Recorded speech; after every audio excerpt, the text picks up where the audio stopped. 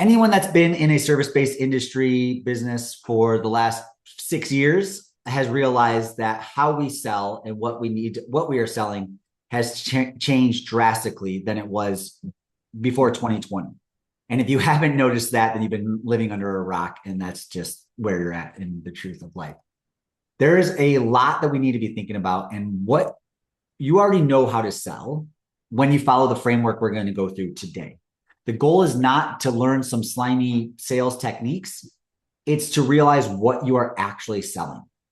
Many of us forget why we started our businesses or why we bought into our business and why it actually works. And that's what I want to get across today, is understanding why we sell the way we sell. So most of you guys know my background. I've been doing this for, I don't even know how long, 15, 16 years. And I've closed, honestly, I was doing the math, somewhere around 1,000 to 1,100 front end sales. When we built our gym, it was give away free content, try to get people in the gym and get them understanding what we do. We were trying to show off what we thought we needed to educate people on. And that was just the wrong approach to it. We needed to understand that we solve people's problems. And when we solve people's problems, we really help them understand that we are subject matter experts in what we're trying to accomplish. So I've upsold, I've given things away from free, I've lost deals, I've told people to go work with the gym down the street because that was a better fit at different times. The thing that was the biggest part for me was understanding that we are the best in town. And if we're the best in town, or we're at least pushing to be the best in town, then nobody can offer my product the same way I can offer my product. And that is one of the biggest things I want you guys really thinking about today. That we have to be understanding we are trying to pursue the best in town. We are trying to be subject matter experts. A lot of the sales that I teach, if you guys have been working with me long enough, is mindset sales.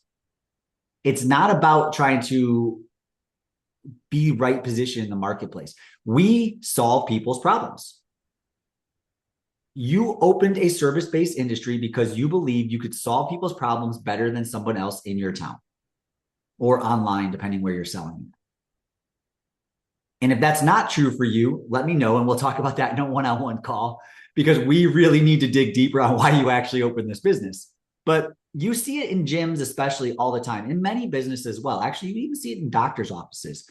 Somebody starts to climb their value. They make more money as a coach. They're doing the things they need to do as a coach or a doctor just in someone else's practice. And then finally, one day they realize, you know what? I can make more money if I did this myself. So then they go out and they try to open their own business. And when they go to open their own business, they realize all the things we in this room, especially collectively, understand as entrepreneurs already, that it takes a lot more than just thinking you can go out and open another gym and solve people's problems better to make more money. So there's a lot of mindset work that needs to go into what we're already doing. My goal as you guys walk away today is that you have 5 mindset shifts. You have a sales script that you can use today, tomorrow, and then realizing something I say very often in these calls, your next $1,000 is already in your pipeline. And I see this over and over again. It really is. You just have to look at it in a different way. Starting off with the top 5 mindset shifts, we have to stop selling and we have to start solving. This is the biggest shift that's happened since 2020. We are not selling some cool service anymore. Again, most of you know I came from a CrossFit background. For a long time, selling CrossFit was cool, at least to the niche that we were in. It was like we were the only one in town, or we were the best in town, or we did something unique in the CrossFit space. We were selling CrossFit for a long time. The mindset shift number 1 here is that we're not selling a service. We're trying to solve solutions to people's problems. If you are not positioning yourself on social media as a place that people can see their future self, you are doing a disservice. We say it all the time. If there is a mom or dad in your gym that's already gone through a big transformation, or maybe they came, and if you're a hair salon owner or you're a personal trainer or you're selling some other service, they came to your service and they walk out at the end of that day's session or months later and they have a transformation, we need to share these transformations still. We have solved somebody's problem. And while we might do all the creative, fun, gimmicky things on social media to show how cool we are of a business, the person, especially in my gym world, that's sitting on the couch on a Sunday morning, feeling a little hungover because they ate a pizza and drank a beer last night, if they're doom scrolling social media, they cannot see some six-pack looking dad doing a muscle up and think, I can look like that guy. They need to see the other dad that's in the community that just changed their life because they've been coming to your gym consistently for the last 6, 12 months or longer. So we need them to see a version of their life, as it says here, after they've used your service. Oh, that guy kind of looks like I did 12 months ago. Oh, that guy's story really resonates. He's a dad with 3 kids. You know what? That's how I feel right now. So the first mindset shift you guys have to be thinking about is stop selling and start showing how you solve people's problems. I kind of jumped the gun because I didn't slide to this slide fast enough, but this is what I want you guys thinking about. They don't come to you and say that they just want to a haircut for the most part. If you're a hair salon owner, they want to walk out feeling the best they've ever felt in that moment. When your service does something, it is your job to help people understand that you solve the outcome. And we have to be saying these things. We have to help people understand that you are saying it out loud to them. We're going to go through some of the scripting here in a moment, but one of the biggest things that we hear, and I'm jumping the gun, we'll go over this again, is people will come in and say, well, I have to talk to my spouse. It's an objection. I have to talk to my spouse. I have to think about it. But if you tell the outcome in your sales script and say, who else in your life is supporting you on your fitness journey? And they sit there for a second and they say, well, I'm doing, my family is, my spouse might be, or my parents or someone else is supporting me. Then say it back. Oh, so what I'm hearing you say is you're not just going after fitness, a healthier lifestyle for yourself. You're doing it for other people in your life. But you have to be doing it because you want people to understand and let them say it out loud. They have to be hearing their own version of what they're trying to buy before you throw some $200 price tag at them and feel like you're projecting that they won't buy it. So your job in the first 5 minutes, it says right here, is to understand what outcome they are chasing. Who else are they trying to be fit for? Why do they want to change their life? If you're selling other services outside of the gym, what does your service do that creates an outcome? A couple people in this group are in construction or do pool building and things like that. If somebody gets their pool clean, they don't want some type of chemical to be mixed incorrectly and not be able to swim in their pool tomorrow. Right? If somebody comes to your gym and expects a great workout and they want to walk away feeling good, they don't want to be banged up so bad they can't even reach the toilet the next morning, which I know some of us do from time to time. So you have to sell the outcome and talk about how you're going to solve their problems.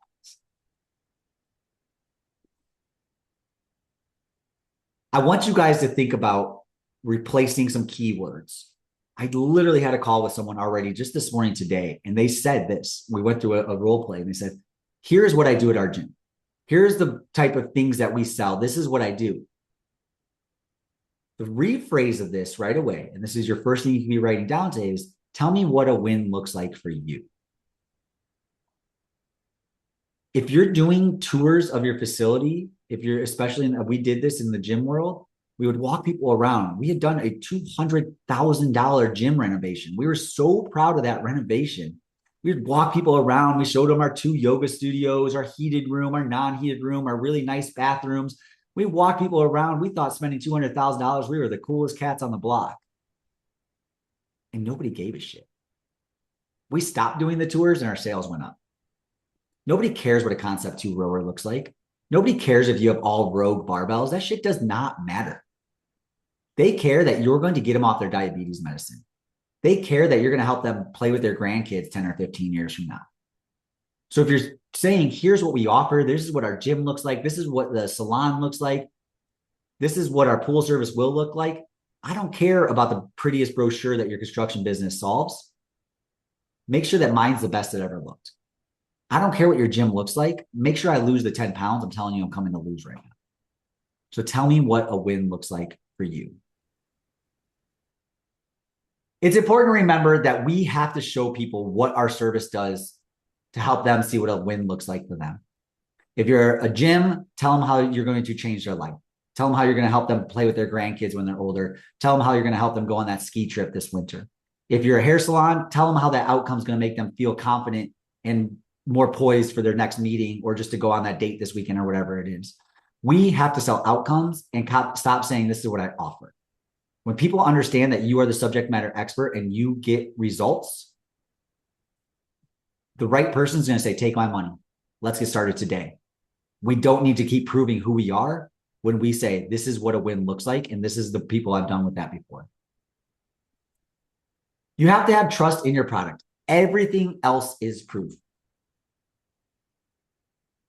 I hear it too often. Oh, it's pricing is objective. Pricing is objective. And that's just not what we're trying to sell. The right person will say, take as much money as you want, as long as you get it. The sale happens before you even quote a price. The word I use here that's not on the slide is prescriptive method. Again, I've said this multiple times throughout today already, but you are the subject matter expert. I don't know about any of you. I'm not much of a fisherman. So if I wanted to go fishing, I'm not going to just go out to the local sports store and say, give me a reel and a rod. I'm going to probably call a friend who I do know down the street that goes out every weekend and owns a bass boat and say, what should I be buying? Tell me exactly a list of things. And if he tells me it's going to cost me $800, I might say, is there a way to do it cheaper? And he say, well, if you want the best, this is the best stuff to buy. And I'm going to believe him because I don't know anything the F about fishing. Some of you might, sorry, I don't. But I'm going to trust him. The prescriptive method also comes from the doctor world. Again, if you pretend that some of us all like doctors, I know that it's a slippery slope in the modern era, but if I go to a doctor and the doctor says, if you take this medicine, you will feel great. Well, I'm going to trust for the most part, especially throughout history, I'm going to trust and say, well, that person's gone to school for this. They've studied this. I made the appointment to come here. I don't go, oh, doc, that one's a little bit too expensive. Man, can I take the generic one? Can I take this other one? If that's the only one on the market, I'm going to say, yes, that's what there is. You have to have a mindset shift. Number 2 is people have made the appointment to reach out to your business, to show up to your business, to walk in the doors of your business. We have to be the subject matter experts and start to say, we are selling before we even tell them the price. We have to trust the product and everything else is in the proof. I'm going to read this one slide by slide. I don't love to do that, but there's a shortage of people who actually do what they say, show up when they promise, and communicate when something goes wrong. I guarantee you some of you have bought a service at some point in your life where it wasn't exactly what you thought it would be. Or maybe they closed on a holiday when you expected them to be open. Or maybe you went to get something fixed in your car and the service place was closed and you didn't know it and you looked on their website and it didn't say anything. Because there is a shortage of businesses, of entrepreneurs that actually do what they say, show up when they promise, and communicate when something goes wrong. If we are doing those 3 things, then the product is going to sell itself. People will understand that you are selling something that's professional, that the price does not matter because you are selling a long-term success, a long-term cycle here. A new prospect almost never has an immediate need the first time they encounter you. But as you start to say that you have to build trust in this. And when they understand that they have trust in you, then you're going to have a long-term impression on that person. So when you show up and do all these things that other service-based businesses are not doing, you're going to build that trust. And that trust is day 1. In your front-end offer, when someone walks in your business, are you saying their name?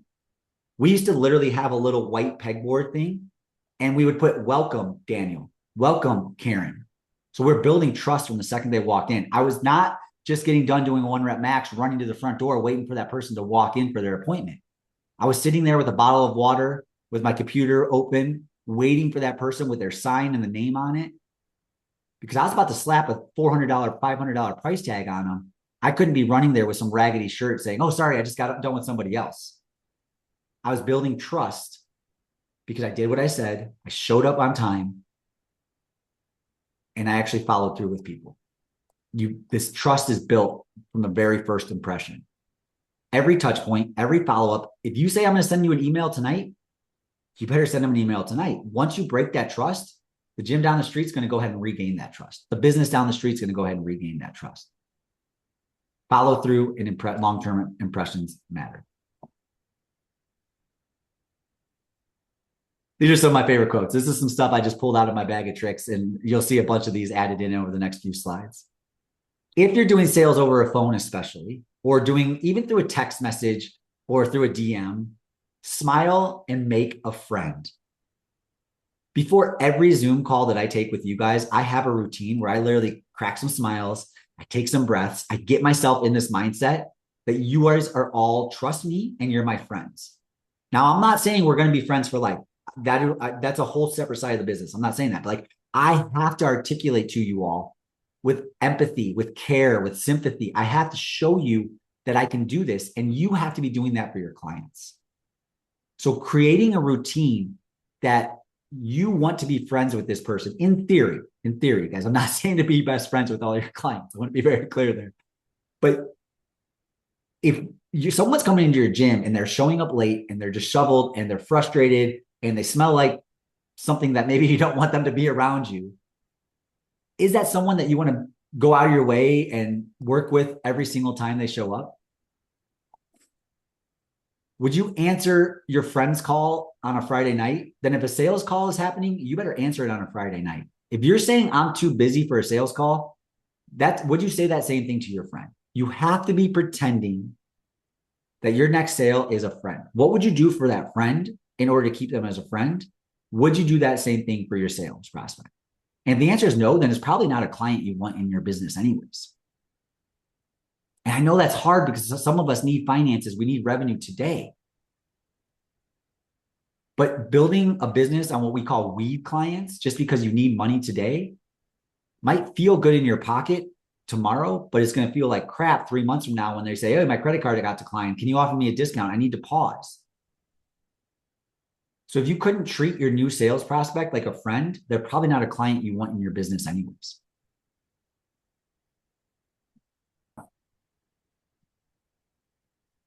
So the next key practice I want you guys thinking about here is before every sales conversation, say, do I actually want this client? But it doesn't end when you say, do I actually want this client? Because most of us need the money. Throughout that conversation, and you're courting this person, you're seeing if you want to take them on a date, aka sell them in your process. You should be reevaluating this in the back of your head. Do they fall in with my values? Our business values? Do I see them here long term? Do I think that I can introduce another client to them and they kick it off really well? Like, oh my God, this person really reminds me of Karen that's in the 6 o'clock class. You want to actually be thinking about where this person fits into the ecosystem so that they don't become that problem client 2 or 3 months later. So if you think you really want this, and treat it like a conversation, treat it like a first date. You're really trying to court this person into your business because you can see them here for the next 6 months, 6 years, or much longer. Practice that as you're going through your next sales process. Don't think about selling them as a transaction. Think about bringing them into your community, your culture, your values, and think about how that changes your sales process. I think I say this about 4 or 5 times over the next few slides, but patience is a sales strategy. Some of my favorite quotes in this is, you can't sell ice to an Eskimo. You can't sell a boat to a farmer in the middle of Iowa, right? You have to understand where you're at in your positioning and be ready to sell the right thing to the right person when they need your service. Patience is literally part of what you're doing. Most of us think they lost a sale because of price or competition right away, but you could follow up with people. These people I've referenced in the past that I say, hey, go work with the personal trainer down the street. It doesn't mean I'm never going to talk to them again. I'm putting them in a lead pipeline.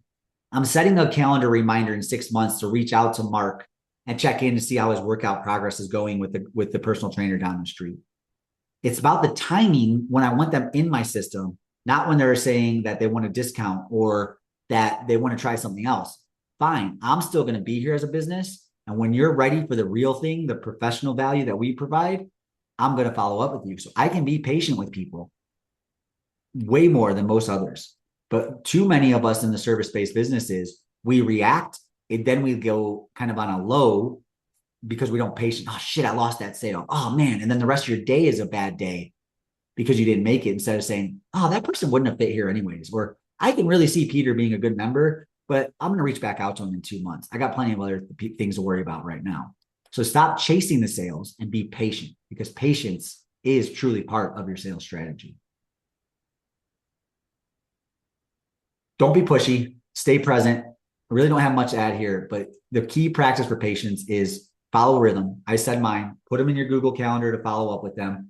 If you don't have a CSM, a client success manager, let those people do this work for you, or have a CRM, a relationship management software that people can follow up. I hear it all the time in groups I'm in.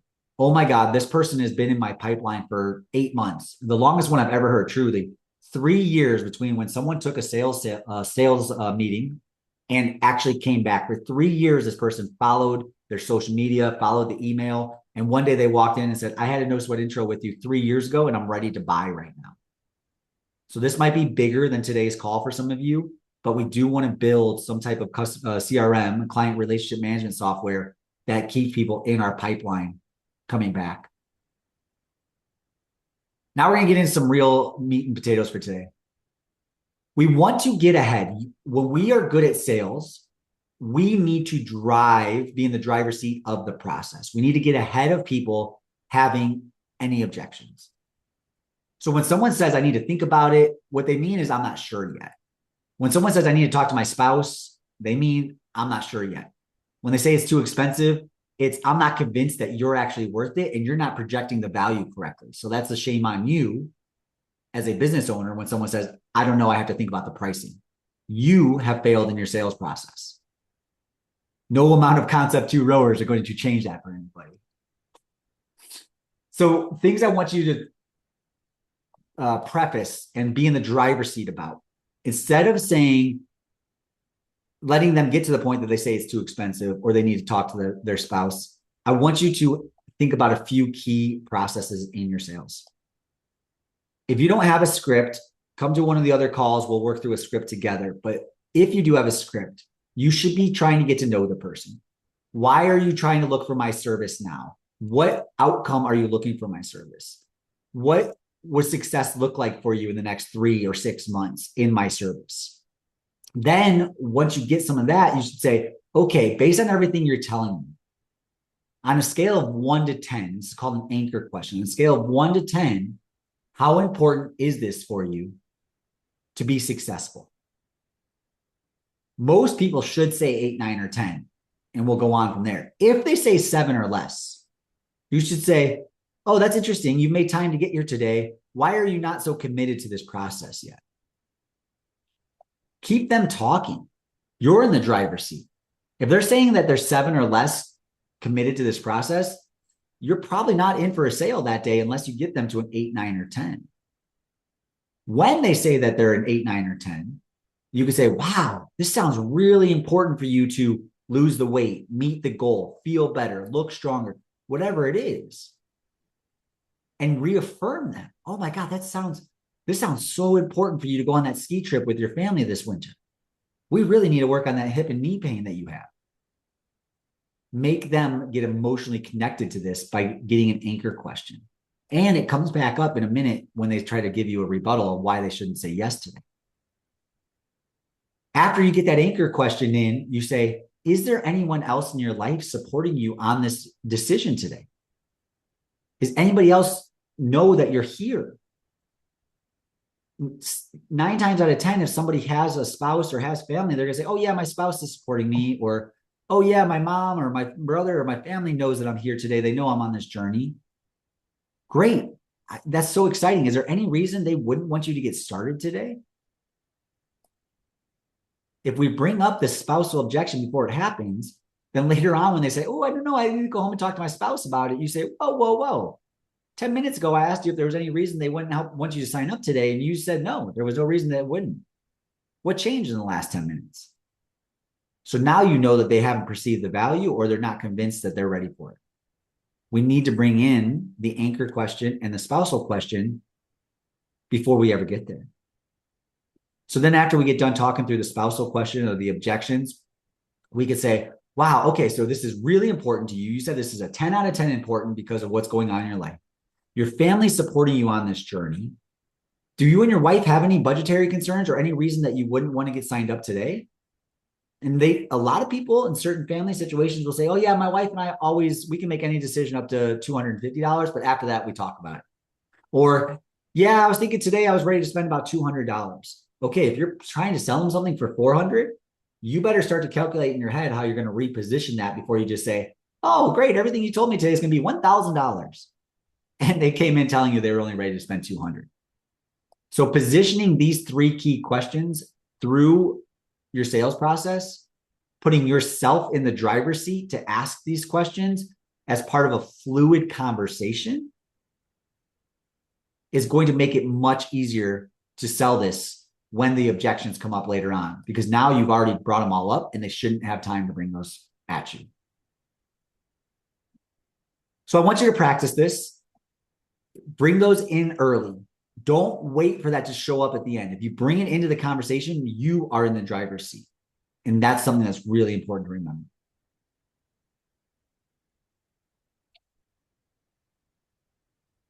And the last mindset shift I want people thinking about sales is the next $1,000 is already in your pipeline.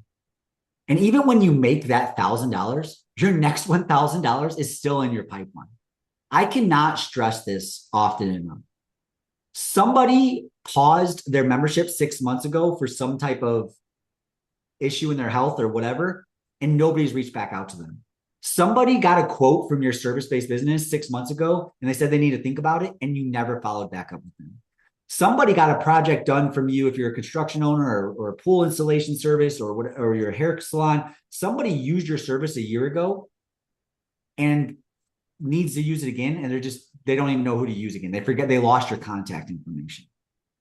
We need to be reaching back out to our clients, past clients, canceled clients, people that used our service before, people that paused for a life occurrence. Every single one of us in a service-based industry has somebody that's their life has changed in the last 6 months that might not have consumed your service back then or quit your service for whatever reason, that is now different today. At the time of this recording, a true story is my wife quit her job 10 days ago. If somebody would have reached out to her to go do something 2 weeks ago, 14 days ago, she couldn't help them. She had a full-time job. She was too committed. So if she said no to helping someone 14 days ago, now today, if they re-asked her to say, hey, could you help me with this part-time job or something? She could say yes. But if they don't reach back out, they don't know she's available. That's just a quick anecdote, but these things, this mindset shift that I already tried it once, it doesn't work, is absolute BS. You have to be reaching out to people. Your next $1,000 is already there. Go try again. Pull up your CEO pants and take some action. So the re-engagement message on this one, it can really be this simple. Hey, I was thinking about you the other day. We talked, insert the timeline, about you losing weight, getting stronger, getting a new haircut, doing a remodel on your house. Just want to make sure, did you get that done? Did you ever meet your goals? We're still here for you. In the fitness world, a really easy re-engagement message is, hey, are you still working on your fitness in 2020? Insert the year. Literally, try that message. Send it to 10 people. Are you still working on your fitness in 2026? It's such a simple question for people to say, oh, yeah, I am. Or, oh, no, I never really got started with it. Life got busy. And it'll reopen the door. But this message needs to be this simple. Hey, I was thinking about you. Or, hey, are you on this journey? Hey, did you get your deck repaired? I guarantee you we all have done that too, where we've intended to do something and not followed through with it. So let's start building the sales script. A script is not a script. It's a conversation with a map. I'm very happy that Daniel already came on. You guys can build a script all you want. But once you start talking to people and taking this friend mindset into it, you're just going to have quality conversations. Again, we don't need to tour them around and show them our fancy $200,000 remodel of our gym. I need to tell them how I'm going to solve their problem. How I've already helped Cindy do a similar thing 10 years ago. How I helped Shannon overcome her postpartum pelvic floor issue 6 months ago. These things have happened and they need to have a conversation. And that's where your sales script starts. These slides are available to you, so you don't have to try to write everything down as I scroll through it, but open with curiosity. This is not about you. I don't care about your business at this point. I've already made the commitment to show up and talk to you. So you need to make the next 10, 20 minutes of your sales opportunity all about the person in front of you. Hey, Daniel, thanks for making time for me today. Before I tell you about what we do, I want to make sure I understand everything going on in your life. What are the goals you're trying to reach? When you call this successful in 3 weeks, 3 months, 3 years, what do you want it to feel like? But what made you reach out today? Why are you ready to get started with my service today and you weren't ready 3 months ago?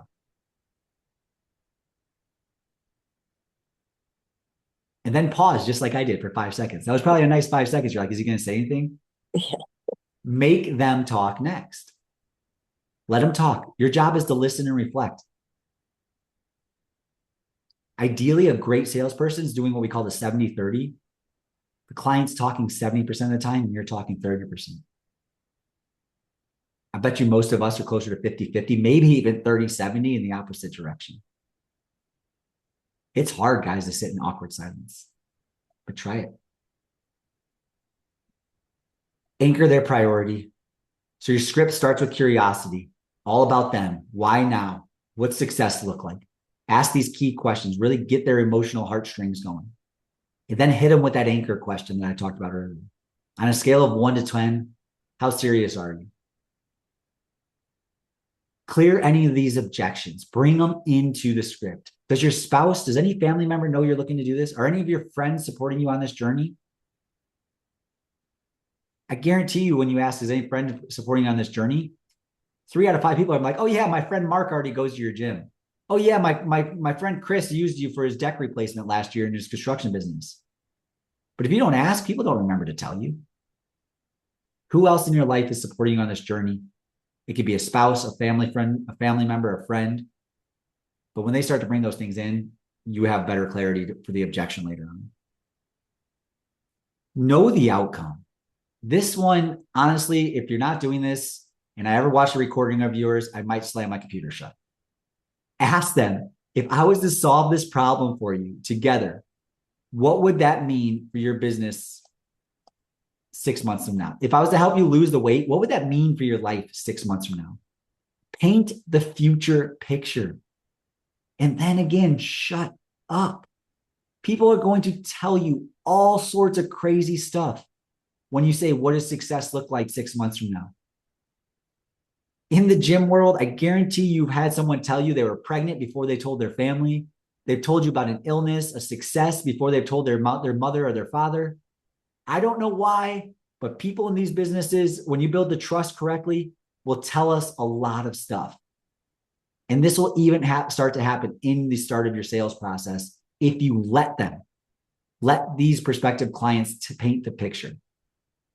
Because that answer also becomes a great question when you say, before you get to the budget, you say, if you start to fall off your fitness journey, if you start to not rebook your haircut with me, what can I say to you to remind you why this was so important to you at that time? Listen to that question again, especially if you're in the gym world, but even if you're any other service. If you start to not utilize my service, if you start to not come to the gym some, if you start to not book your next appointment with me, what can I say to you to remind you why this is so important to you? Again, they will paint that picture. In your sales script, understand their budget. Is there a number you already had in mind for paying something like this today? Is there a number that you would have to say no to? Is there a number that you would say absolutely yes to? In my gym, we were $400, $450 a month for the first month. If someone said they were willing to spend $100 or less, Gym down the street's awesome. We're not for you. I don't need to justify my value to make you fit your financial needs. There's a reason there's an amazing steakhouse and a McDonald's in the same town. They both serve beef, but I'm not McDonald's. Neither are you. This is beyond today's call, and I have recordings on the front end offer, but present your one solution clearly, and then you can try to tie everything back together. Do not give them a whole smorgasbord of options. Great, Daniel, based on everything you told me today, this is the exact best way for you to get started with my service. Great, for us to help meet your goals and everything you told me, 10 out of 10 importance, for your spouse to support you, everything you're saying, this is exactly how you get started.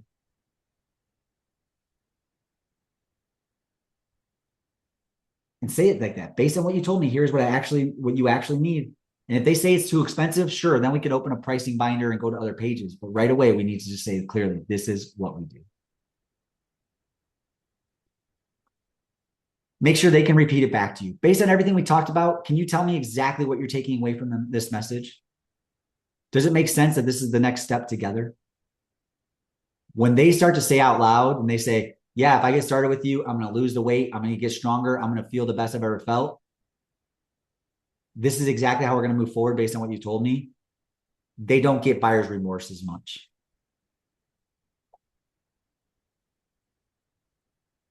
The closing part of all of this is selling is not about you trying to show off and tell them why you're the best in town. It is about value. It's about trust. It's about being clear, solving people's problems. We're not being pushy salespeople anymore. We all know people can Google, they can go on Reddit, they can go on anything they want and find out more information than they've ever found. People are more educated and they're more skeptical all in the same breath.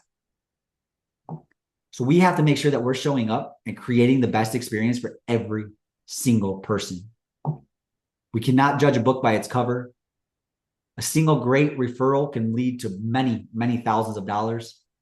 And one bad Google review can lead to you being frustrated and spun off for multiple weeks. The highest performing salespeople in the world have one thing. And you guys better believe this. I actually made a social media post about this yesterday. You believe in what you sell. You believe that you either are the best in town or you're on the pursuit of being the best in town at what you do. When you know that you can solve people's problems and you're offering the best service possible in your industry, it's contagious.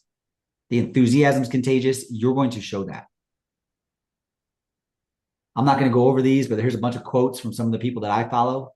Alex Hormozi, Tony Robbins, Two Brains, where I was bred from, Chris Voss, Daniel Pink. If you don't read some of these guys, these are some phenomenal readings. But you're already selling. You decided to become an entrepreneur. So you have to do this. Pull up those CEO pants, pull up those sales pants, and decide to be the best person in town. Trust that the right people will say yes when the time is right and continue to be consistent. Finally, just be clear on your processes. Do it over and over and don't keep changing things.